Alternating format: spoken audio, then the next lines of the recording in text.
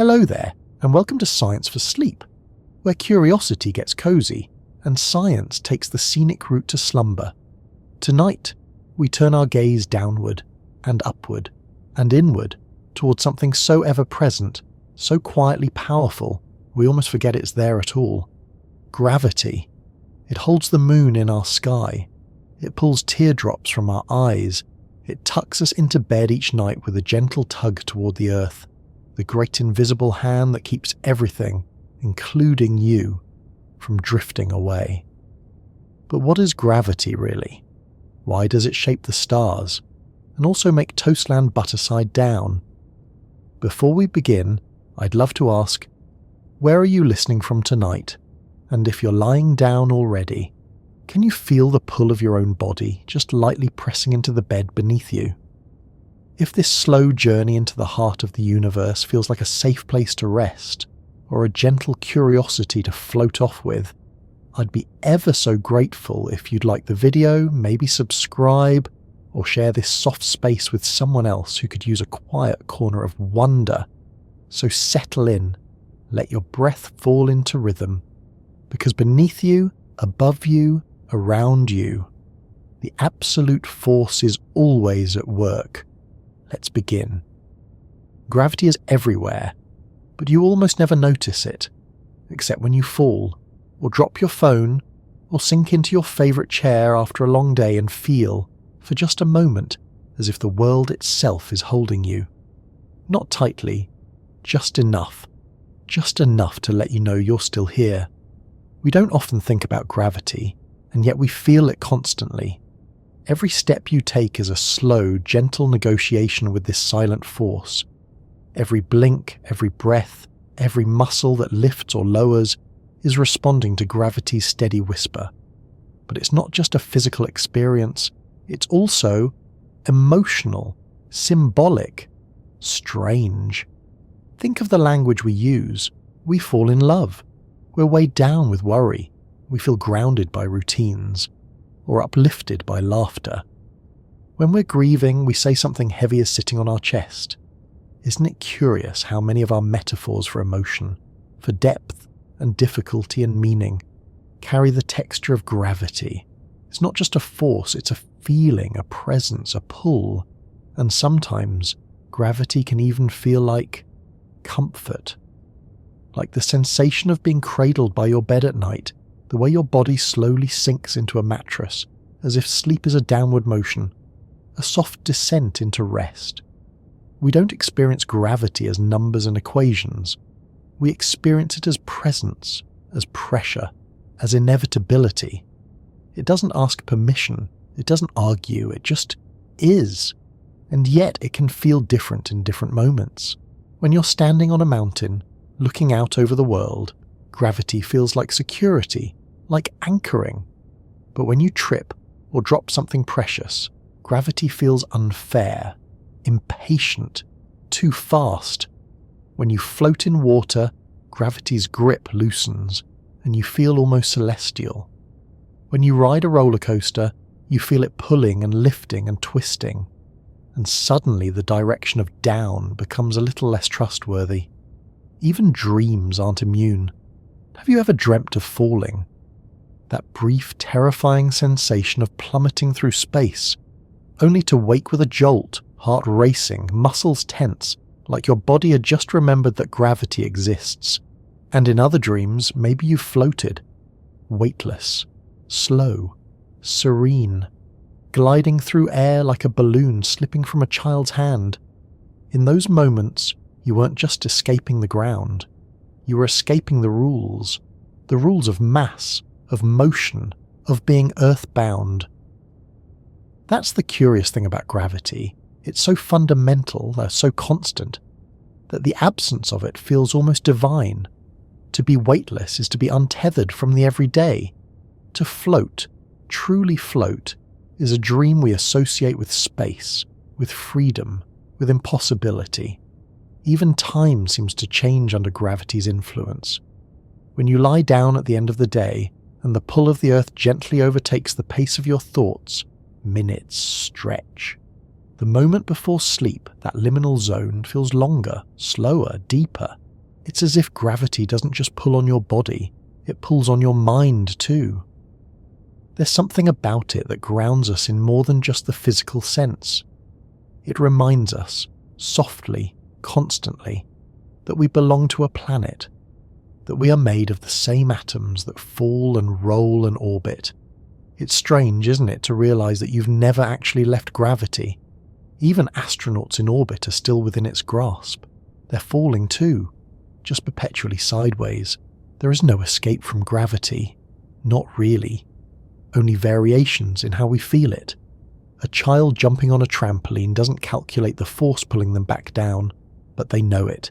They feel it in their laughter, in the brief moment of flight, in the certainty that the ground will always be there to catch them. That's what makes gravity feel trustworthy. It never forgets you, never lets go. And yet, it's also what makes it a little unnerving, a reminder that we are never truly free from it. Not when we leap, not when we build towers, not even when we dream. It's not malevolent, but it is inescapable. Perhaps that's why we speak of feeling light when we're joyful, and carrying weight when we're not. It's not just metaphor, it's muscle memory. It's the sensation of physics and feeling colliding. Even the most mundane acts are quiet conversations with gravity. Pouring tea, dropping crumbs, watching steam rise even as everything else falls. And then there's age. Children bounce, run, skip. Gravity hasn't earned their respect yet. But as we grow, gravity becomes more noticeable. Knees ache, joints resist. It takes a little more effort to rise, a little more time to fall. We become more aware of the invisible net that's always pulling us closer to the earth, and eventually back into it. And yet there's a kind of peace in that, a humbling rhythm, a reminder that we're part of something larger, that no matter how far we climb, we're still tethered to the same ground, the same spinning sphere in space carrying us all. We might not think about it often, but gravity is in many ways the first science we ever felt. As babies, we learn quickly what happens when we drop a spoon, or our food, or ourselves. We learn to sit, to stand, to balance. We learn to fall and get up again. And through it all, gravity is there, teaching us its quiet curriculum. It's not flashy, not loud. It doesn't shock or spark or sizzle. It simply pulls, gently, firmly, forever. So the next time you feel tired, not just sleepy but earth-heavy, notice that feeling, that slow sinking into your seat or your bed or your breath. That's gravity too.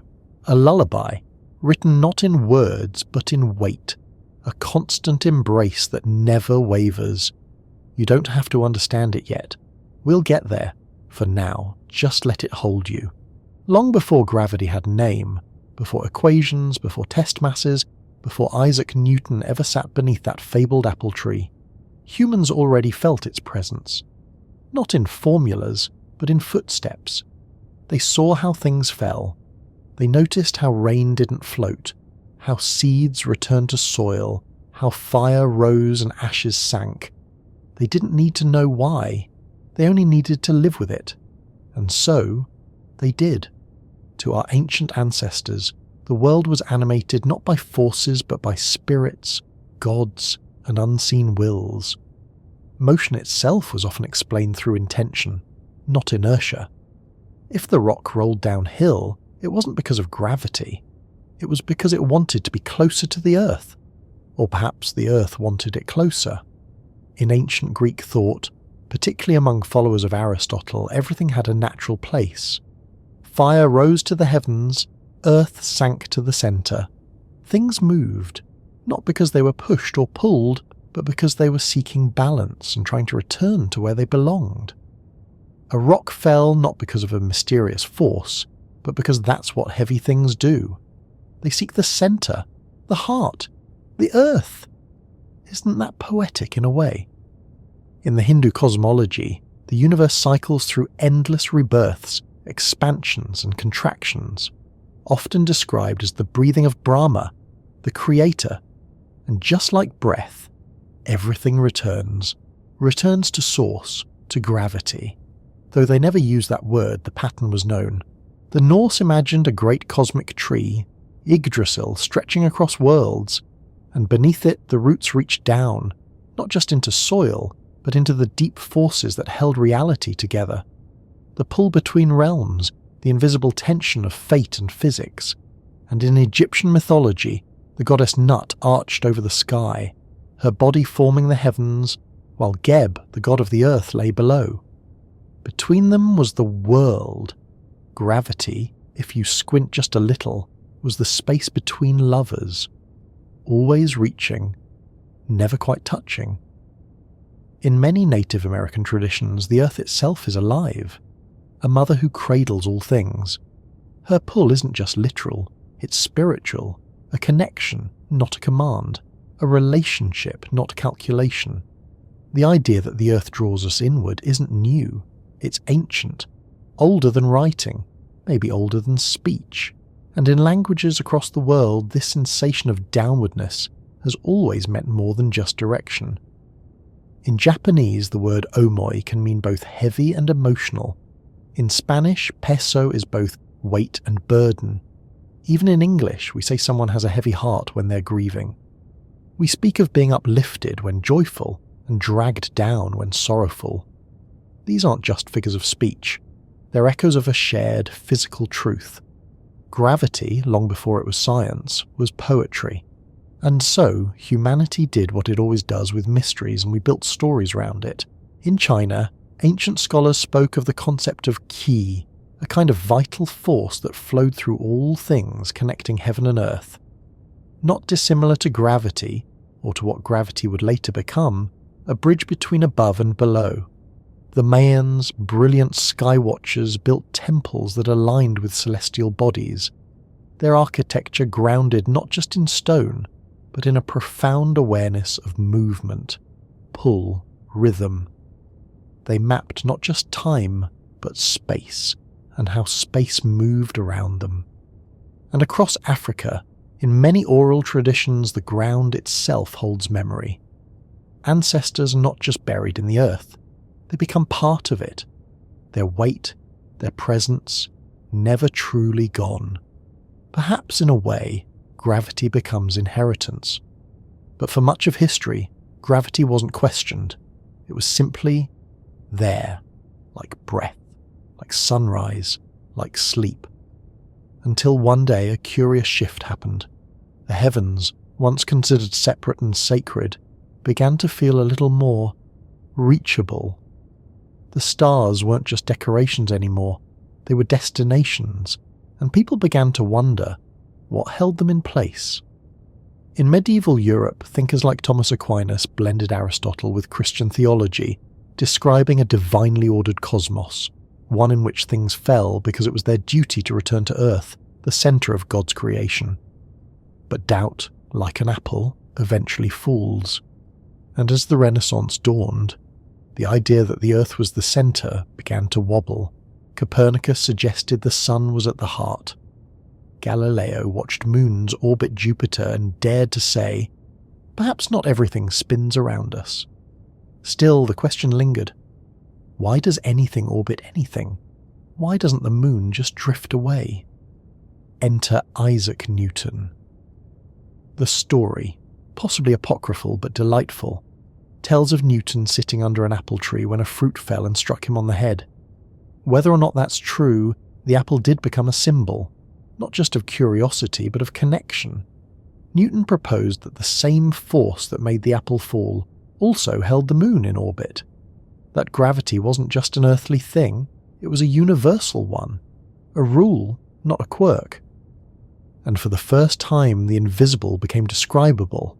He gave us the law of universal gravitation. Every mass attracts every other mass in the universe. The forces proportional to their masses and inversely proportional to the square of the distance between them. Elegant, powerful, invisible, yet undeniable. And though Newton didn't know why gravity worked, he had given it form, predictability, presence. It's fascinating to think. For centuries, people watched things fall without ever asking what made them do it. The idea that there was an invisible force pulling everything together? Radical, almost mystical.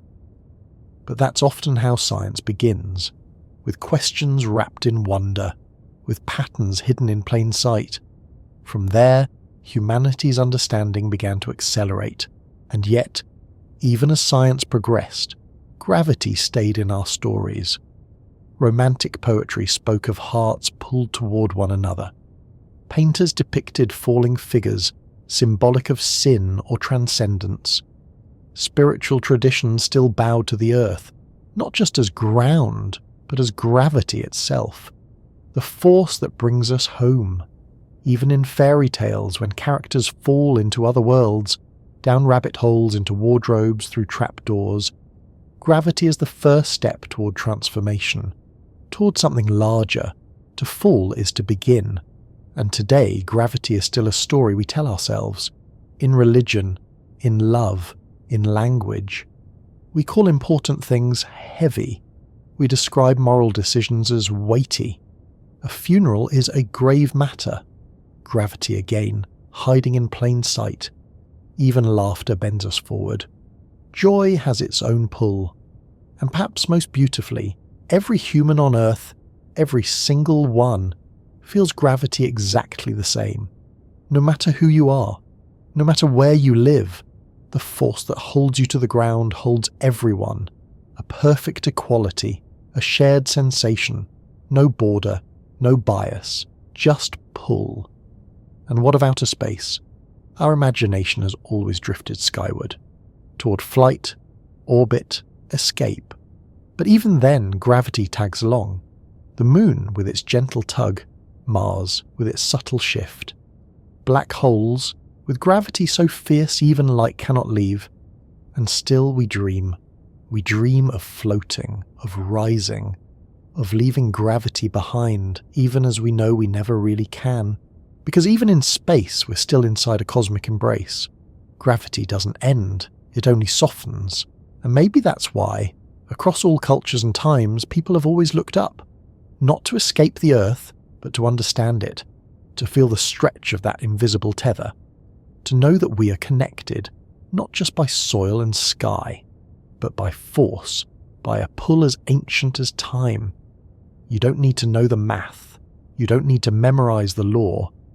All you need is to let something fall, and watch. Even a feather, even a sigh, even a dream. Everything comes back. Gravity always welcomes it home. We've felt gravity. We've told stories about it. We've watched it work in silence for centuries. But what exactly is it? The truth is, even now, after falling apples, orbiting moons, and space telescopes peering into galaxies, we still don't have a perfect answer. We have theories, we have equations. But gravity remains a kind of elegant enigma, a rule written into reality without an explanation for why it must be so. Let's begin with the simplest version, the one that changed the world. In the 17th century, Isaac Newton gave gravity its first formal identity. He proposed that gravity is a force, a pulling interaction between any two masses, you, me, the moon, the ocean, a pebble and a planet. Everything pulls on everything else. But crucially, the strength of this pull depends on two things, mass and distance. The more massive two objects are, the stronger their gravitational attraction. But the farther apart they are, the weaker that force becomes, and not in a straight line, but by the square of the distance. That's why even though the sun is far away, it holds Earth in orbit. But the person standing next to you in an elevator doesn't noticeably tug you toward them, even though technically they are.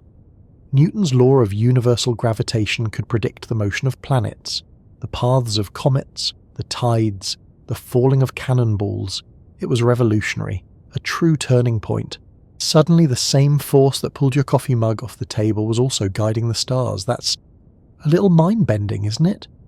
But Newton's model, as powerful as it was, didn't explain what gravity was, only how it acted. He didn't know what caused this force, He just described what it did, with near magical accuracy. And for centuries that was enough, until a man named Albert Einstein arrived and politely turned everything upside down. In 1915, Einstein introduced the world to a new way of thinking. It was called general relativity. And in this model, gravity wasn't a force at all, it was geometry. Picture this. The universe is not empty space. It's a fabric, smooth, flexible, invisible. This fabric is called space-time, a combination of space and time as one connected thing. Now imagine placing a bowling ball on a trampoline. What happens? The fabric curves, and if you then roll a marble nearby, it doesn't go straight. It spirals toward the bowling ball, following the curve. That's gravity, not a force pulling at a distance, but the natural motion of things moving along curved space-time. The bowling ball is a star, the marble, a planet, and the curve itself is gravity. It's not that Earth is pulled toward the sun, it's that the sun bends space-time, and Earth is simply following the path that curvature creates. It's a bit like a leaf floating down a stream. The water moves it, not by grabbing it, but by being the path it can't help but follow. This was a radical idea, and yet, time and again, it proved to be right. Einstein's theory predicted things Newton's couldn't.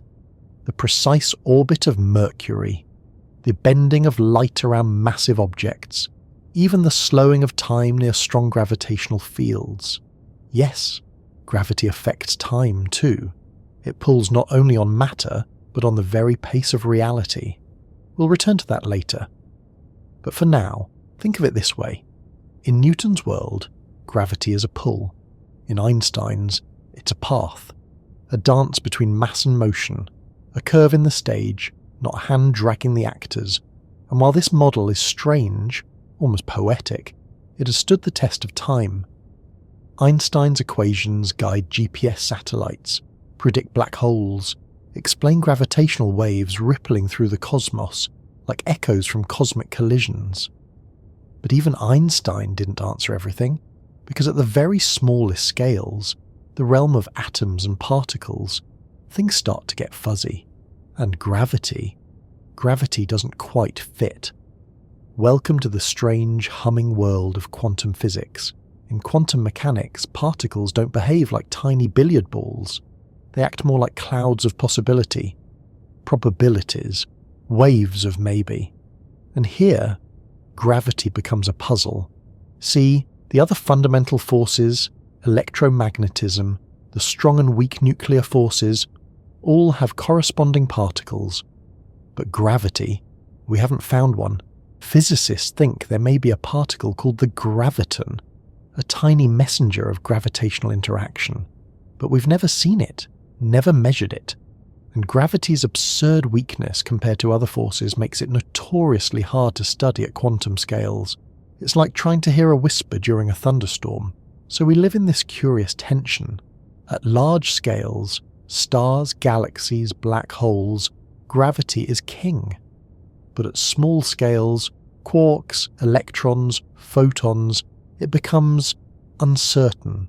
Two models, both correct, and yet they refuse to share a room. Scientists are still trying to unite them, to create a theory of everything, one that marries general relativity's elegant curves with quantum mechanics' restless probabilities. And in that search, some have asked a radical question. What if gravity isn't a fundamental force at all? What if it's something that emerges, like temperature or pressure, from more basic ingredients?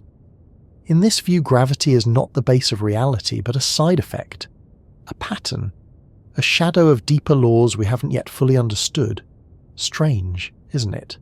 The one force we feel every moment, the one that holds galaxies together and guides our feet to the ground, may not even be real in the way we've always thought. But even if gravity is emergent, it is still, always, experienced. Which brings us back to you. You're made of atoms, and every atom in your body is drawn, infinitesimally to every other atom. That's gravity too. When you sit still, you're not at rest. You're balanced. Your mass is pulling on the Earth and the Earth is pulling back, not as rivals but as partners. You're suspended in a quiet, invisible relationship. The Earth curves space-time beneath you, gently cradling your weight. And your presence curves it back, ever so slightly in return.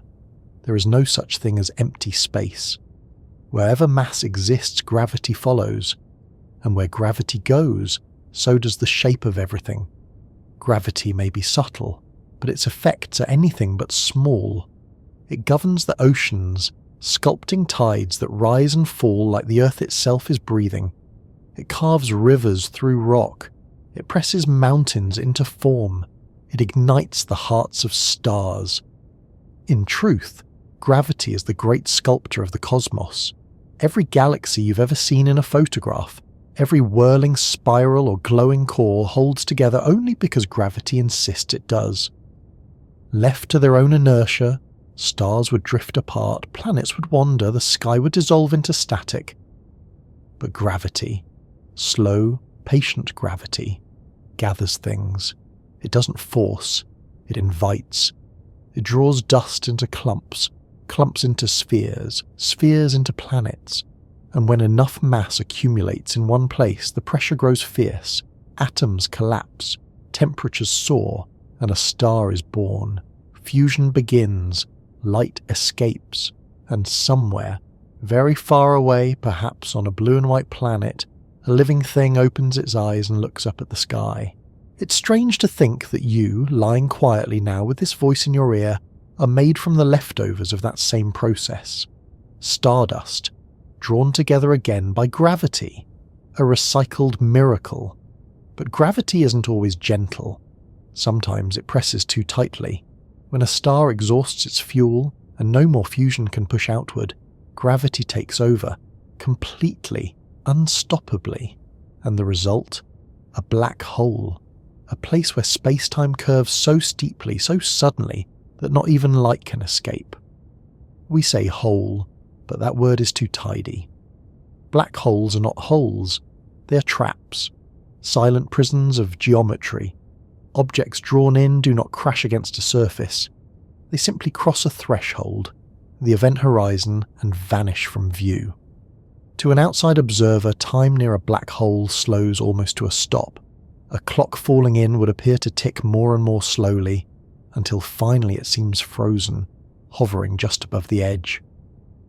But to the clock itself, to whatever is falling, time feels normal. You would fall inward, and fall, and fall, and we do not yet know what happens next.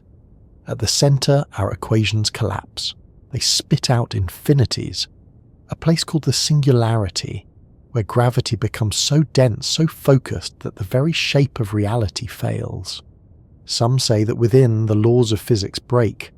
Others believe the universe hides its secrets there, locked behind an unseeable curtain, a place called the singularity, where gravity becomes so dense, so focused, that the very shape of reality fails.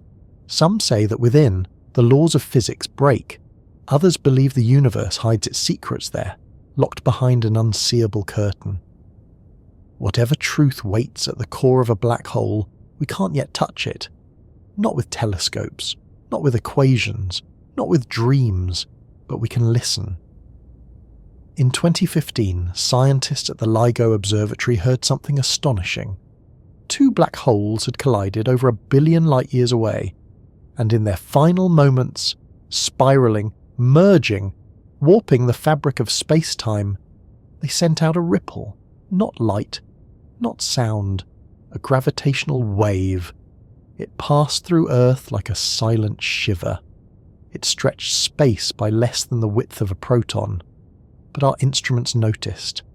For the first time in human history, we didn't just see the universe, we felt it moving, a kind of cosmic echo, a tremor in reality itself.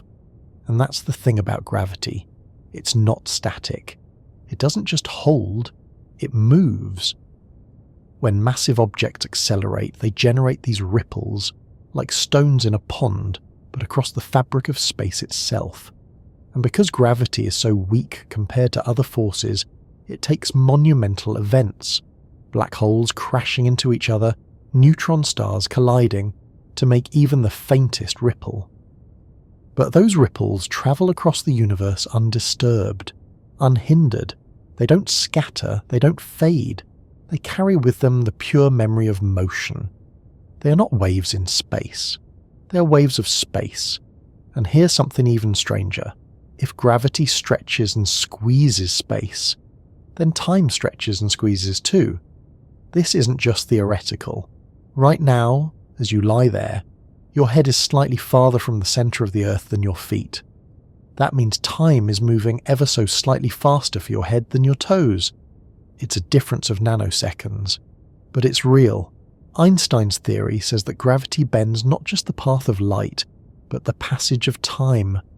Closer to a massive object, time slows. Farther away, it quickens. GPS satellites orbiting Earth have to account for this. Their clocks run slightly faster in orbit than clocks on the ground.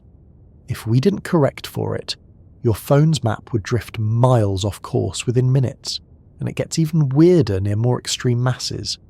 If you stood near a black hole, safely somehow, and looked out toward the universe, you'd see it rushing forward. Stars would spin. Time would pour by like a river in flood. But if someone far away looked down at you, they'd see you nearly frozen, caught in time. Gravity doesn't just keep us grounded, it stretches the very rhythm of being. And still, it isn't done surprising us. There are mysteries gravity still refuses to explain. For instance, what's holding galaxies together? When astronomers measure the motion of stars in distant galaxies, they move too fast. There's not enough visible mass to account for the pull that holds them in place. So scientists propose something we cannot see. Dark matter. Invisible. Undetectable by light. And yet, it must be there. Holding galaxies together. Creating extra gravity. Like scaffolding for the cosmos. And beyond that, there's dark energy. A mysterious force pushing the universe apart, accelerating its expansion, even as gravity tries to hold it close. We don't know what dark matter or dark energy are. But we know gravity doesn't work quite right without them. Maybe our understanding is incomplete. Maybe gravity isn't as simple or as fundamental as we thought. Which brings us to the edge of modern theory. Some physicists think gravity might be a kind of illusion, a statistical effect emerging from the behaviour of microscopic information. Others believe space and time themselves are emergent, that the universe, at its core, is not made of particles or waves, but of information. And in this framework, gravity is not a force, it's not even a curve, it's a side effect of entanglement. The way pieces of the universe know about each other, remain connected, even across vast distances. It's a lot to take in. But maybe that's what makes gravity so haunting. It doesn't ask to be noticed. It doesn't dazzle or dance. It doesn't require belief. It simply is. Whether you name it, measure it, or forget it, gravity continues, holding you to the earth, holding the moon to the sky, holding the stars in their places, the oceans in their beds, the breath in your lungs. It shapes the rhythms of your body, not just your balance and bones, but your circulation, your sleep, your sense of orientation. Remove gravity, and the body becomes confused. Muscles weaken, fluids shift, even dreams begin to change. Astronauts report that sleeping in microgravity feels different, not just physically, but psychologically. Without the sense of down, the mind begins to drift, and yet they adapt. Because humans are good at that. We're creatures of gravity, but also of imagination. And when we leave gravity behind, even for a little while, we begin to appreciate just how much of our world it defines. Gravity is not the loudest force, not the strongest, but it is the most persistent. You have never spent a single second of your life outside its reach. You were born into it. You will return to it. And in between, you carry it with you, in your steps, in your spine, in the tilt of your chin toward the stars. It is the great companion, and while we still don't know all its secrets, while equations may fail and mysteries remain, we can still feel its truth. When we fall, when we sleep, when we watch something precious slip through our fingers, and maybe that's enough, to know that something so vast, so ancient, so inexplicable, can still be felt in something as small as a breath. So, next time you lie down and feel your body settle, know this: you're being held. By gravity, by the earth, by something timeless, something that, whether or not we understand it, never lets you go. Let's begin with something you may not expect. Gravity doesn't just shape space, it shapes time too. In Einstein's world, space and time are not separate things. They're bound together in a single, elegant weave, space-time. And wherever mass exists, anything with weight, with presence, it bends that fabric, it curves space, but it also slows down time. The stronger the gravity, the slower the seconds tick. This is not metaphor. This is measurable. If you take two perfectly synchronized atomic clocks, among the most accurate instruments humanity has ever built, and place one at sea level and the other on a mountain, the mountain clock ticks just a little faster, a few nanoseconds per day. But enough to count. Time runs more slowly where gravity is stronger. Your feet, technically, are living in the past, ever so slightly, compared to your head. This phenomenon is called gravitational time dilation, and it doesn't just affect theory, it affects everyday life. The GPS on your phone relies on satellites orbiting about 20,000 kilometers above Earth. Those satellites move quickly, and they're farther from the planet's mass, meaning time runs differently for them than for us. If we didn't constantly correct for the effect of gravity on their internal clocks, your navigation would drift kilometers off course within minutes. You'd miss exits. Planes would land in the wrong cities. Einstein, long gone, still helps you get to the grocery store. It's strange to realize. There's no such thing as universal time. There is no absolute now. Time flows differently in different places, depending on how gravity is bending space. So the next time you feel like time is slipping away, remember, it really is. Just a little, and differently for everyone. But gravity isn't content just shaping the hours. It also shapes the paths that things take. We're used to thinking of falling as something vertical, straight down, drop a pen, let an apple go, you know what will happen. But in a universe shaped by gravity, nothing moves in a straight line. Not really. Motion always bends, not because of a push, but because space itself is curved. Take Earth, orbiting the Sun. It feels like we're moving in a big ellipse, a looping, stable circle around a central fire. But from Einstein's perspective, we're not looping around the Sun.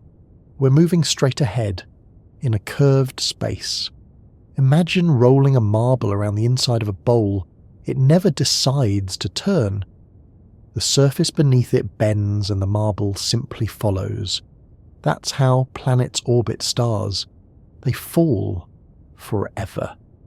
But they keep missing. Orbit is just a graceful version of falling. And so are you. Right now you're falling around the sun. So is the moon, falling around us. And the sun itself, falling around the centre of the galaxy. There is no stillness in the universe, only motion, guided by curves, and those curves are carved by gravity. It's easy to think of gravity as a kind of downwardness, but that's just local. If you stood on the moon, down would point differently. On Mars too. Down is always toward mass, toward the centre of the curve.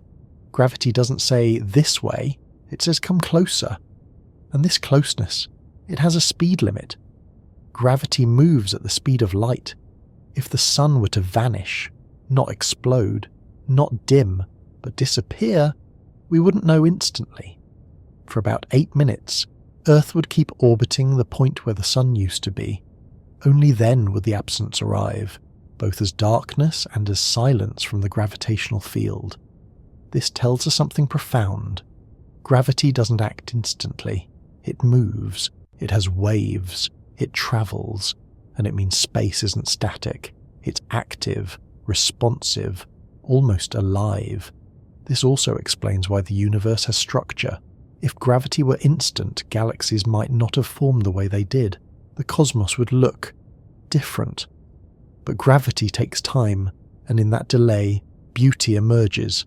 Spirals, clusters, motion. We don't live in a perfect grid. We live in a dance, and gravity is the rhythm. It whispers to everything with mass, and everything listens, even light. You might think, light has no mass, so gravity should ignore it. But light still follows curves in space-time. When light passes near a star or a black hole, its path bends. Not because it's being pulled, but because space itself is bent. This is called gravitational lensing. Imagine holding a magnifying glass over the sky. Distant galaxies become smeared, stretched, multiplied. A kind of cosmic mirage. And we use this. Astronomers look for lensing to find things they cannot see. Dark matter, black holes, invisible galaxies. Gravity helps us map the invisible. Even though we can't see gravity itself, we can see what it does. It leaves fingerprints. It draws outlines in the dark. And light, obedient to geometry, follows every curve. It's humbling to realize light, the fastest thing in the universe, still cannot escape the shape that gravity creates. It's not speed that wins, it's shape. And here on Earth, we see those shapes in smaller ways. Raindrops fall in arcs, cups tip, and liquid obeys. Your body adjusts its balance with every step, responding second by second to gravity's presence. It's not something you think about, but it's always there. The very idea of balance, of standing upright, is a conversation between your muscles and gravity. Fall asleep and your body relaxes into gravity's arms. Wake up and you rise again, resisting the pull, but never escaping it. And yet, you don't feel trapped. You feel here. Because gravity doesn't restrain. It defines. It's the quiet agreement that lets everything stay where it belongs. A rhythm, a rule, a reason. Your body is a gravity story. From the shape of your bones to the way your eyes track the horizon, everything you are has been shaped by the downward pull of Earth. It began before you were born. As a fetus, floating in warm darkness, gravity was muted. Your muscles didn't need to work against it. Your skeleton had no reason to harden. But the moment you were born, the moment you emerged into open air, gravity introduced itself.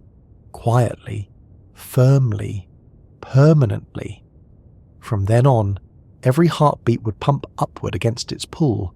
Every breath would lift your ribs slightly higher than the weight pressing down. Every movement would be a partnership between your will and Earth's whisper. The vestibular system deep inside your inner ear contains tiny crystals and delicate hairs that detect motion, tilt, and balance.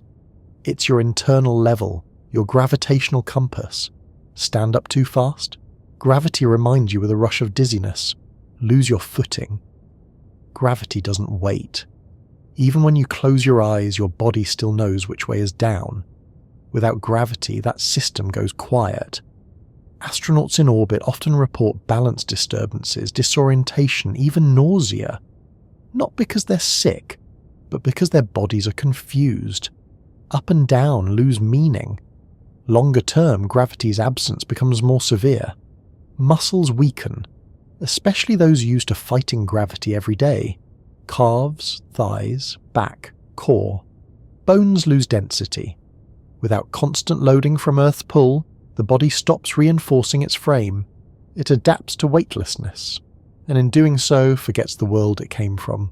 This is why astronauts must exercise for hours each day in space, not for fitness, but for survival. To mimic gravity, to remind their bodies what strength is for. Even dreams can change in microgravity. Some report floating in their sleep. a drifting that mirrors the waking world. Others dream of falling endlessly, even while fully still. It seems that gravity doesn't just shape the body, it shapes the mind. It gives us reference, direction, meaning. In its absence, we become untethered. Not just physically, but psychologically. The soul needs something to stand on too, and yet, gravity isn't always consistent. On Earth, there are places where gravity is slightly weaker or stronger than average. These aren't illusions, they're measurable. One of the most famous examples is in Hudson Bay, Canada. There, gravity is a bit lighter, due to the lingering effects of ancient glaciers that compressed the crust. Even now, the Earth is still slowly rebounding from that weight, creating a local dip in gravitational strength. There are other anomalies too. Gravitational holes in the Indian Ocean, where the sea surface is subtly depressed. Not from wind or tide, but because gravity is pulling just a little less. Then there are Lagrange points, special places in space where the gravity of two massive bodies, like Earth and the Moon, cancel out. There, a spacecraft can hover in place, not because there's no gravity, but because all the pulls are perfectly balanced, like the eye of a storm, stillness in the middle of motion. These points are useful for science. Telescopes can be stationed there, free from interference, held in place by cosmic harmony. Gravity, when carefully understood, can be used like music, not resisted but tuned. But what if we could go further? What if we could control gravity itself? It's a question physicists and dreamers have asked for decades. In theory, if gravity is caused by mass or by space-time curvature, then manipulating those could one day create artificial gravity, spin a space station fast enough, and the centrifugal force can mimic gravity. That's how it's often done in science fiction. But what about real gravity? Could we turn it up, turn it off? So far, no. We have no way of generating gravity the way we generate electricity or magnetism. We can't block it, we can't reflect it, and we certainly can't flip it. There's no such thing as anti-gravity in the scientific sense. Not yet. But there are ideas. Some physicists suspect that if we could access the quantum particle of gravity, the graviton, we might be able to manipulate gravitational fields the way we manipulate light with photons. Others suggest that exotic materials, like those proposed in string theory, could warp space-time in unusual ways, opening the door to gravity engineering. And then there's negative mass, a purely theoretical concept in which an object would respond to forces by moving in the opposite direction. Push it left, and it goes right. Drop it, and it floats. No such material has ever been observed, but the math doesn't forbid it. And if it existed, it might allow the creation of warp drives, a technology where space is compressed in front of a ship and expanded behind it, letting you travel faster than light without violating physics. Because you're not moving through space. Space is moving around you. Gravity, once again, as the sculptor of motion. And then there's dark energy, the unknown something that is pushing the universe apart faster and faster. We don't know what it is, but it acts like a kind of reverse gravity, a repulsive force on the scale of galaxies. If we could harness that, who knows? Cities that float, ships that bend around stars, structures built not on foundations but on balance points. But until then, gravity remains, for now, beyond our control. And perhaps that's for the best.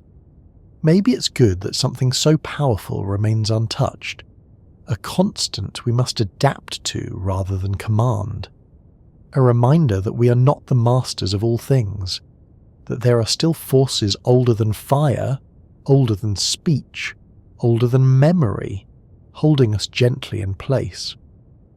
It's strange to realize that all our technology, planes, satellites, rockets, are not defeating gravity. They're just working with it.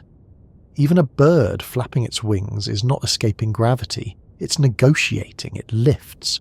Gravity replies, and the dance continues. So when we speak of controlling gravity, perhaps what we really mean is cooperating with it more deeply, understanding its rhythms, listening to its curves.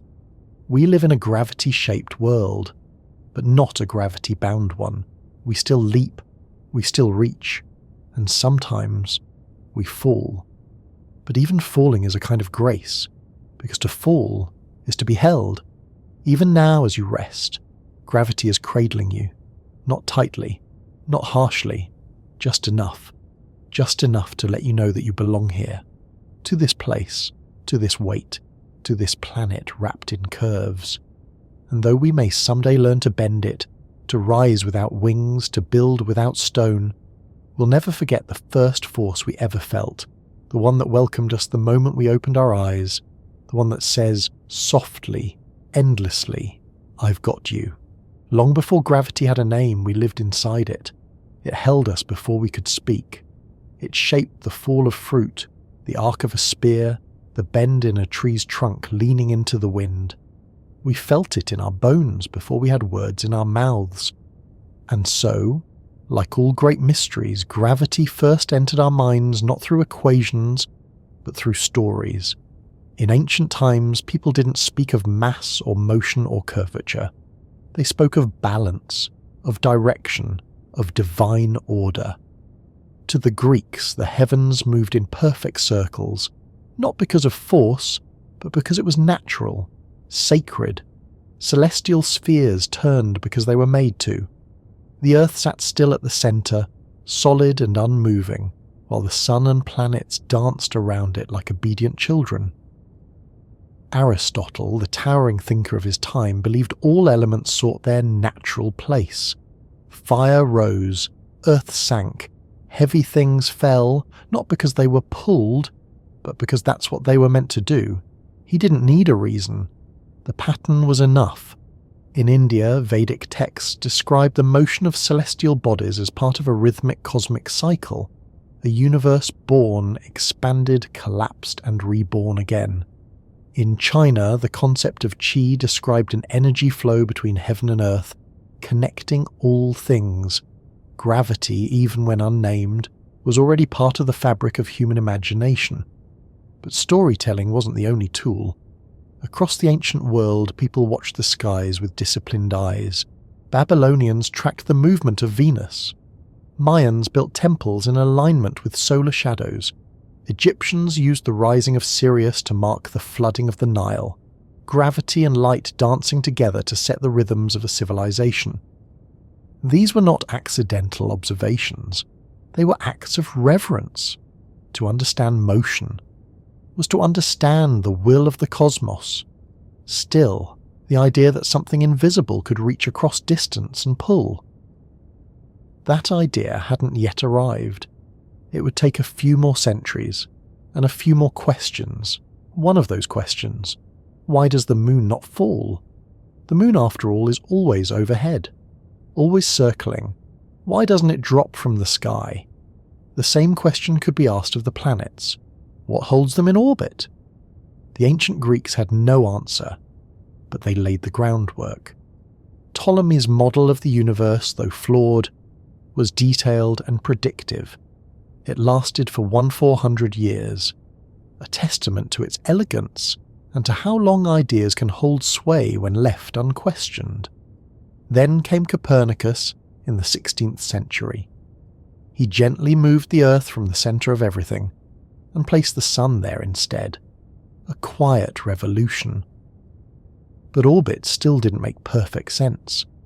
Then Kepler arrived. He showed that planets don't move in perfect circles, but in ellipses, stretched ovals, and they don't move at constant speeds. They sweep faster when they're closer to the sun, slower when they're farther away. This was profound. Motion had rhythm. Motion had laws, but still, no one knew why the planets moved at all. Until one day in the English countryside, a man sat beneath a tree. The story goes that an apple fell. It may not have struck him on the head, but it did strike a thought. Isaac Newton asked the question no one had dared to. What if the force pulling the apple to the ground is the same force holding the moon in the sky? It was a bold idea, that a falling apple and an orbiting moon were not separate phenomena, but different expressions of the same invisible force. He called it universal gravitation, and he gave it a formula. Every object in the universe pulls on every other object. The force increases with mass and decreases with distance, squared. It worked. With this one equation, Newton could describe falling objects, tides, planetary orbits, and celestial mechanics.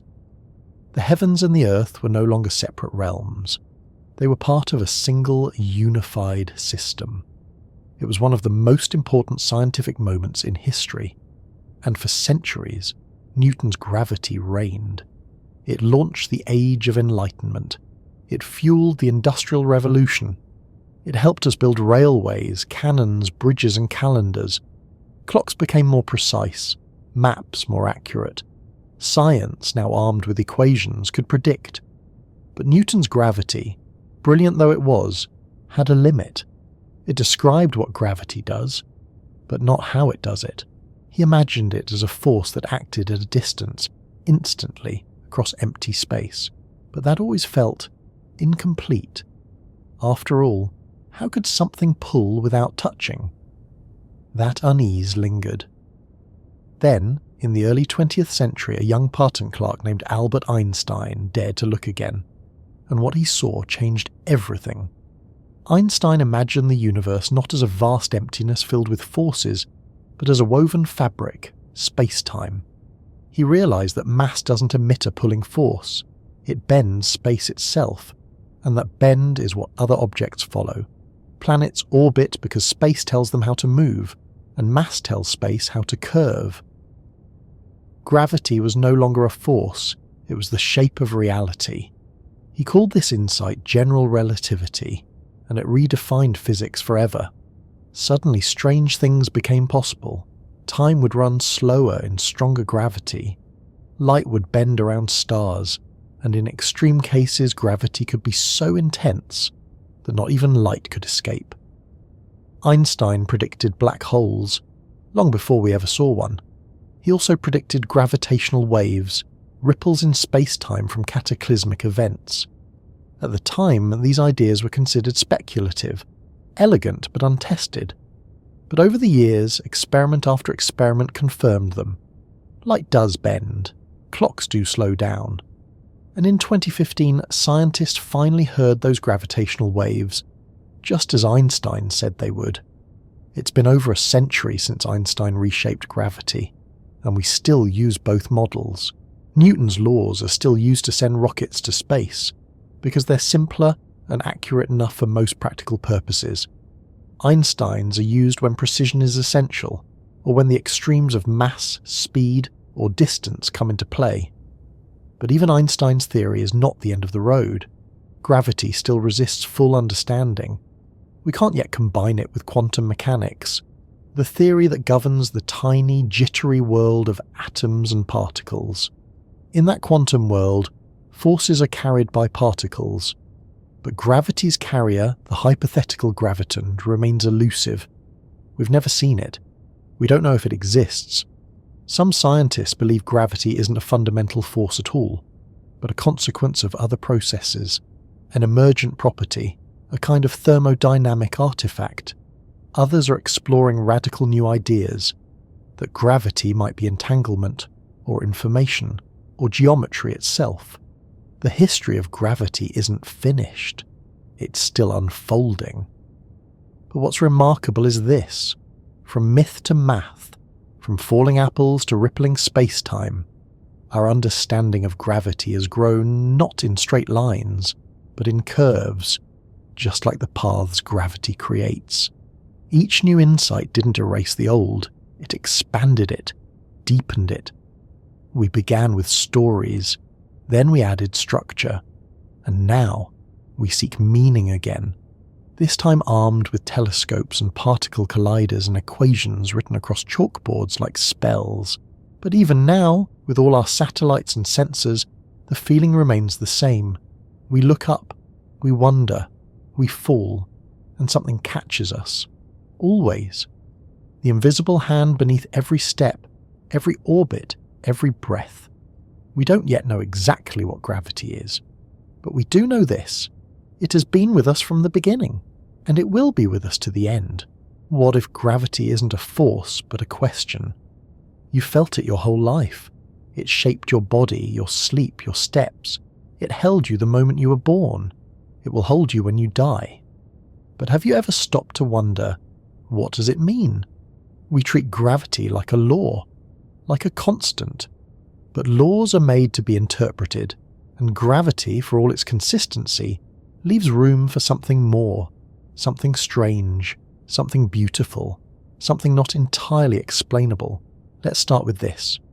If gravity curves space and time flows through space, then doesn't gravity also shape your experience of time? You live inside time like a fish lives in water, but that water bends, it moves, it's stirred by mass, by distance, by your position in the universe. The same hour is not the same for everyone, not for someone living at the top of a mountain or the bottom of a black hole. So what is time? And if gravity shapes time, is it shaping your life? Not just your orbit or your weight or your fall, but your sense of when you are. It's strange. We measure time so precisely. Seconds, minutes, years. But what we're really measuring is gravity's influence. That beat in your wrist, that ticking on your wall, that schedule you follow. All of it happens because gravity bent the early universe into the shape of stars, and stars aged and exploded, and dust cooled, and clocks were made. Even your memory is built on this structure. A memory is the echo of a moment in time, but that echo can be stretched, warped, curved, and in different gravitational conditions, would you remember differently? Would you be differently? Philosophers have asked, if the laws of nature are the same everywhere, does that mean the experience of the universe is also the same? Gravity says no. Gravity introduces difference, locality, relationship. It is not universal in strength. It depends on where you are and what you are near. You're not just a person in space. You're a person in relation to other mass. You're always in conversation with the ground, with the air, with the stars, even when you lie still. And this leads to something deeper, because if gravity is the shape of space-time, and space-time includes you, then you're not in the universe. You're part of the equation that makes it. When you shift your weight in bed, when your chest rises and falls in sleep, you're changing the shape of space-time itself, minutely, invisibly, but truly. You have mass, you have presence, and gravity listens. Even the smallest moment of stillness changes the universe. So perhaps gravity is not a force acting on you. Perhaps it is a record of your presence, a soft proof that you exist. And then there's this. If gravity is the curvature of space-time, then what lies outside space-time? Is there an outside? We talk about the edge of the universe, not a wall but a limit, a place beyond which we cannot yet see. But if gravity defines that edge, if it's what holds the structure together, then what defines it? Can gravity itself be curved by something deeper? Or is gravity the outermost veil, the skin of the cosmos? Some theories say yes, others say no, most say we don't know, and that not knowing is where philosophy lives. Gravity humbles us. It reminds us that we're not at the centre, that we are falling, always falling, but never without support. You might think of it like this. The universe could have been chaotic, disconnected, but it's not. Instead, it's relational, connected, held together by a quiet agreement. That agreement is gravity. It says, come close. It says, remain. It says, belong. Even black holes, those terrifying ends, obey it. They do not explode outward, they hold inward, and in doing so, they become something transcendent. Not just death, but compression. Not just collapse, but possibility. Stephen Hawking once proposed that black holes aren't truly the end. That information, once thought lost, might eventually leak back out.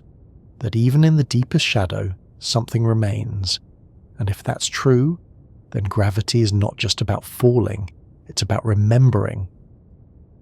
The Earth remembers the glacier that once sat upon Canada. The moon remembers the ocean's pulse. Your bones remember childhood, the load-bearing years that shape their strength. You remember too. And maybe gravity is the structure that allows memory to mean something, because without space, without time, how could anything persist? Maybe gravity is how the universe holds itself together, not just physically, but emotionally. We fall for people, we're drawn to things, we orbit ideas, we carry weight, not just in pounds, but in meaning. And when we lose something, we say we're unmoored, untethered, adrift. We don't just feel light, we feel lost. Gravity, then, isn't just physical, it's metaphorical. It's how we speak of love, of memory, of grief, of home. We say, he was grounded. We say she carried the weight of the world. We say, I feel like I'm falling. What a strange, beautiful thing, that the same word, gravity, means both mass and meaning. That to be grave is to be serious, to be grounded is to be wise, to gravitate is to choose, to lean, to long. Perhaps that's why gravity has fascinated us for so long. It feels personal. It doesn't just explain how we stay on the planet. It explains how we stay in each other's lives. The philosopher Simone Weil once wrote, "Gravity is the root of grace. Only when we fall do we reach the ground." So maybe we shouldn't be afraid of falling. Maybe gravity is the beginning of belonging. You are not separate from it. You're not its prisoner, you are its partner. Every cell in your body is in dialogue with the earth. Every breath you take is shaped by the pressure of atmosphere, which exists only because gravity holds it close. Even sleep, this gentle surrender, will only make sense in a gravity-filled world. To lie down, to be still, to let go, is to trust that gravity will remain. And it does. It has never left. So as you drift now through thoughts or towards sleep, remember this. You are part of something vast, something curved, something soft and certain and deep. And though we do not yet understand all of it, we are shaped by it, held by it, made for it. And if gravity has a voice, maybe it says, stay. Gravity isn't just a cosmic force, it's a constant companion. It's there when you pour coffee in the morning, when your cat leaps from the windowsill and lands just so, when socks fall behind the dryer and become part of that strange lint-filled underworld, when you bend down to tie your shoes, or when your head finds the pillow at night. It's in all the smallest motions and the deepest meanings. We don't often think about it, but gravity writes our days, like punctuation, like breath. Your posture exists because of gravity. So does your walk. So does the way your spine curves, how your neck balances your head, how your feet land on tile or sand or carpet. The rhythm of you, from muscles to movements, is choreographed by Earth's pull. Stand too long and gravity begins to whisper. Sit too long and it adjusts its grip. You stretch not just for flexibility, but to feel where you end, and gravity begins. And then there's the emotional gravity, the kind that doesn't show up in physics textbooks but does show up in poetry, in music, in how we talk about each other.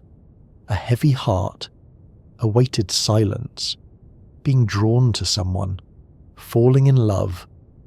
We use the language of gravity because we feel it in body and in metaphor. When you miss someone, you don't feel emptiness. You feel pull, as if part of you is still somewhere else. And when you grieve, the world feels heavier, not symbolically, literally. Movement slow, limbs ache, breath thickens. Even your tears fall by gravity's grace, an invisible kindness guiding salt water to your chin. Think of the rituals built around weight. We light candles because flame dances upward. We place stones on graves because we want memory to stay. We send balloons to the sky as if to say goodbye, but not gone. We decorate wedding rings with falling stars and tides and orbits, reminders that even love has a gravitational centre. It's not just science, it's storytelling. Different cultures have felt gravity's presence in different ways. The Japanese word omoi can mean heavy, but also serious, thoughtful, even burdened with love, a feeling that rests in the chest, dense and meaningful.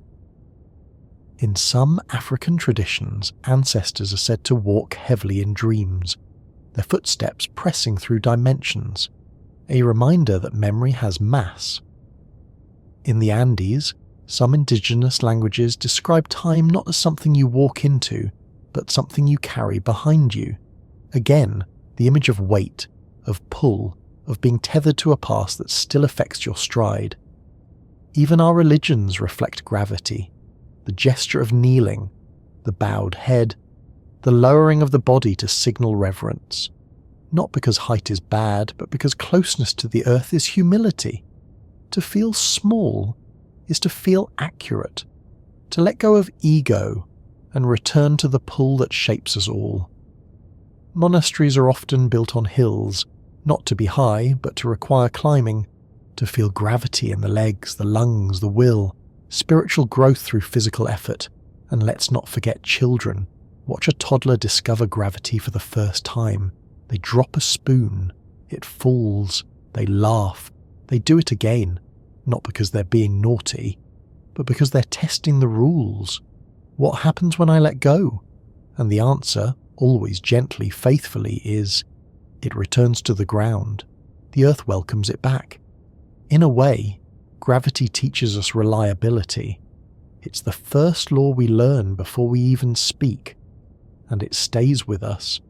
You feel it in age, in aching joints, in knees that groan during staircases. You feel it when a box is heavier than you remember, or when you sit down with a sigh and wonder where the day went. But gravity doesn't mean decline, it means honesty. It tells you where your body is, where your energy lives, where your breath lands, and sometimes it tells you when to rest. Have you ever collapsed into bed at the end of a long day and felt like the mattress was pulling you in? That's gravity too, not as a force, but as a welcome. Come here, it says. You've done enough. Even sleep itself is a kind of surrender to gravity. You stop resisting. You let the world hold you. Your heartbeat slows, your muscles soften, and for a few hours you are entirely still, while the earth continues to spin beneath you. There is a kind of intimacy in that, a trust, a comfort. Now think about motion. You're more aware of gravity when it changes, when a plane takes off, when an elevator drops, when a roller coaster flings you upward and then lets go. We call this zero gravity, but what we really mean is falling together. That moment in a plane when you feel weightless. It's because the plane is falling, and so are you, at the exact same rate. For a breathless moment, gravity seems to vanish, and yet it hasn't. It's still there, still holding the earth, still shaping the moon's path, still pressing the ocean against the shore. You just matched its rhythm, and that's worth pausing on. Because maybe we don't need to resist gravity. Maybe the goal isn't to overcome it. Maybe the goal is to dance with it. Astronauts don't escape gravity. They use it. They slingshot around planets. They coast in orbits. They train their bodies to adapt to microgravity, not to deny it, but to understand it better. And in a sense, we do the same every day. Walking is controlled falling. Running is trusting the next step will land. Dancing is letting gravity move through you, not just against you. There's even humour in gravity. Slapstick comedy is built on it. The banana peel, the pratfall, the exaggerated tumble. We laugh not because it's mean, but because it's true. Because we know what falling feels like, and maybe because we survived it. Even language plays along. We drop the ball. We fall flat. We come down hard. But we also fall into place, land on our feet, come back down to earth. Gravity gives us stories of failure and grace.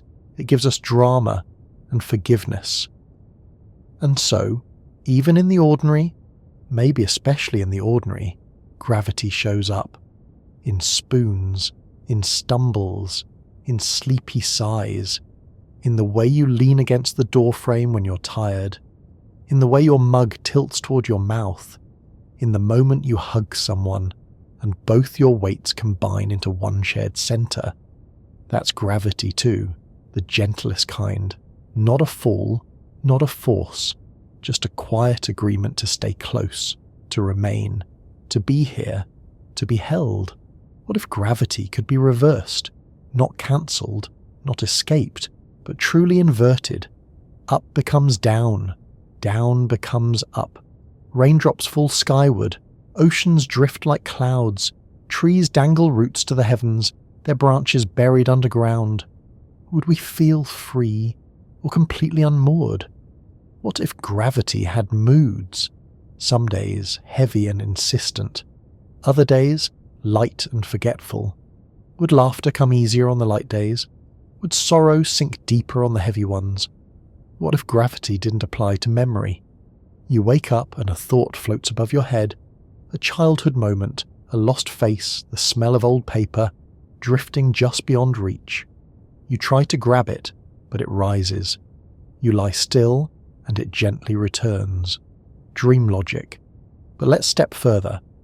What if we could control gravity, turn a dial like volume, slide a switch like light, zero gravity kitchens, float through museums, skate parks in orbit, daycare centres with bounce-based toddler zones, hospitals where pressure is removed from tired joints, homes where beds hover just slightly above the floor, as if sleep shouldn't have to settle to begin.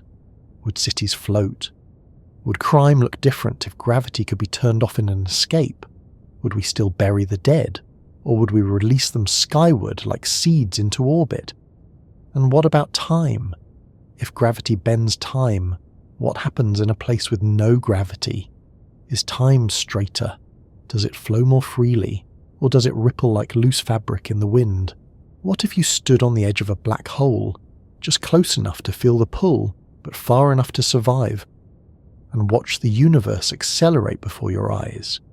Years would pass in minutes for everything else, while you stood still, a kind of living pause, a fast-forwarded world. You blink, and your loved ones have grown older. The seasons skip like a faulty tape. Messages sent to you arrive in bursts, entire lifetimes in single moments. Would you feel left behind? Or saved? Now flip it. Imagine standing far from gravity, truly far, in deep intergalactic space, beyond galaxies, beyond starlight, where gravity barely whispers. Would time feel faster? Would thoughts quicken? Would emotions surge? Or would everything slow, like the last drop of honey falling from a spoon?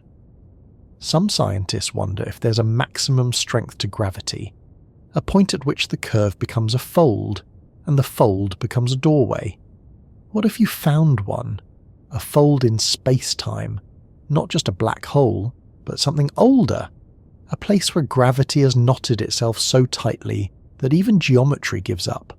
A wormhole, a shortcut between distant points in space, or time. You step in, and you step out somewhere else, 1,000 light years away, or one day before yesterday, or on a version of Earth where leaves fall up and music drips from trees and gravity, somehow, repels. Would you still be you?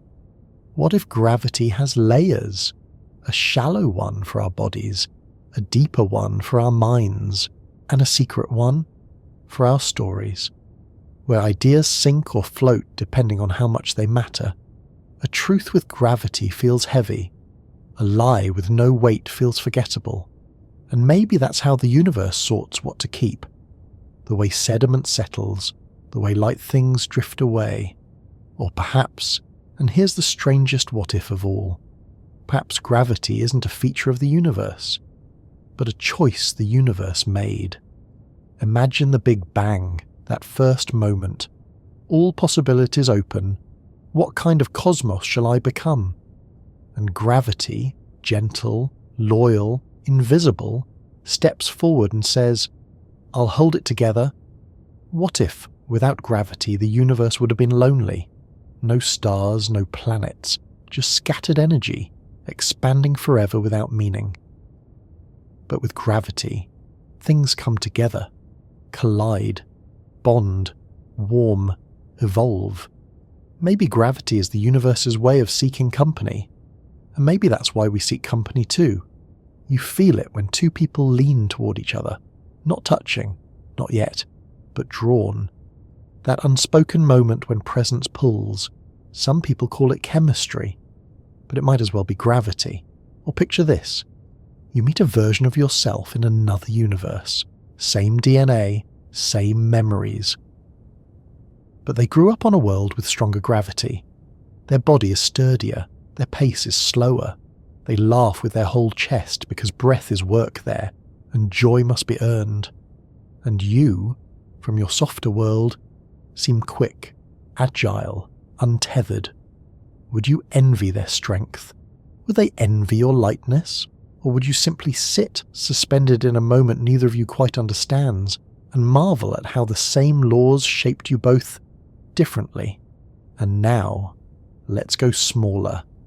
What if gravity isn't continuous? What if it comes in little bits, quanta, like light does? Then every act of falling is really a series of tiny hops, invisible, indistinguishable, but real. You don't fall. You descend in a sequence of tiny, imperceptible jumps, like a strobe light so fast it looks smooth. Like a song made of notes you can't separate, and between each note, a silence, a mystery. Would that mean gravity has a rhythm? A song you've been dancing to since before birth? Or maybe, here's one last dream, maybe gravity is how the universe dreams itself stable. Not because it has to be, but because it wants to be. A way for everything to stay near everything else. A way to resist total stillness or total drift. To fall. Not because you failed, but because belonging is downward. Because every story eventually returns home. So the next time you hear the word gravity, don't think only of falling objects and orbiting moons. Think of all the things it might be. A feeling, a rhythm, a longing, a choice, a possibility folded into the quiet of space. Because science gives us laws, but imagination gives us rooms to explore those laws in. And gravity, patient, ancient, and endlessly strange, is still opening doors. Gravity, a word we say so easily. But what if it's less a force and more a feeling? What if it's not something that pulls, but something that remains? Something that doesn't chase, but waits. Not an order, but an invitation. All this time we've talked of falling, of curves and clocks, of equations and orbits, of whispers between stars. But maybe gravity is something simpler and deeper. Maybe it's what holds everything together, not just physically, but poetically. A kind of cosmic punctuation, the period at the end of every sentence, the pause between heartbeats, the wait behind every yes. We began our journey with a question. What is gravity? How does it actually work? And in the pages of science we found answers. It's the curvature of space-time. It's what makes apples fall and planets spin. It's what binds galaxies and sculpts black holes. But beyond that, there is something quieter. Gravity doesn't demand attention. It doesn't shine like light. It doesn't crackle like electricity. And yet, it never leaves. It is always there, a subtle companionship, from cradle to casket, from breath to breath. Every second of your life has been wrapped in gravity's presence. Every kiss, every stumble, every sunrise and sigh. We sleep in gravity, we age in it, we mourn in it, we are held by it, even when we don't notice. And there's something profound in that. because we often think of mystery as far away, as something in telescopes, in time travel, in the edges of theory, but gravity is a mystery you live inside, every day. It's in the bones that thicken in childhood, in the way your spine shortens at day's end, in the slope of roofs, the flow of rivers, the direction of tears. It's in the way two people lean toward each other when they talk, and in the silence that follows when one is suddenly not there. Even memory, it seems, has gravity. Some thoughts stay close, others drift, but the ones that matter, the ones with weight, return again and again, not because you call them, but because they never fully left. And maybe that's what gravity is.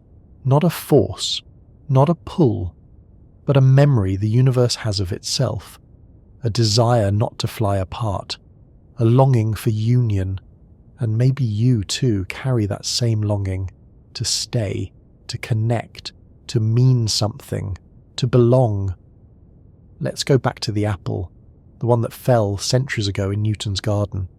It wasn't the first apple to fall, it won't be the last. But on that day, someone looked at it and asked why, and that question echoed through telescopes, through time, through theory and dream. And now, here you are, lying in bed, thinking of black holes, listening to the shape of space, and somehow that same apple still falls.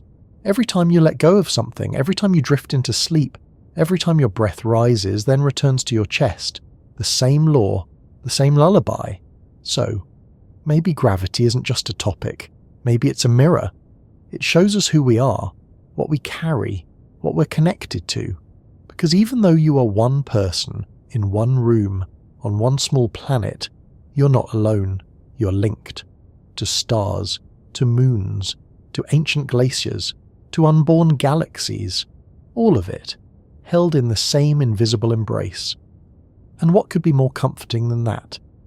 The idea that nothing, no matter how small, no matter how far, is ever truly outside the reach of connection. That even in the darkest corners of space there is a thread, a curve, a way back. So tonight, as your body softens, as your thoughts slow, as your breath deepens, let yourself fall, not in fear, not in failure, but in trust.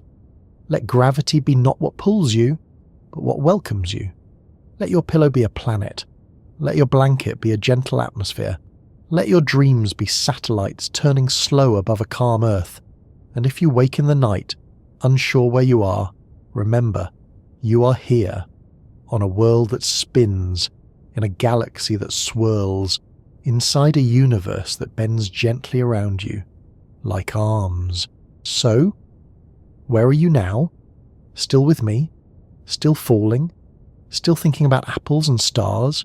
Or maybe you've already drifted into that strange gravity of sleep.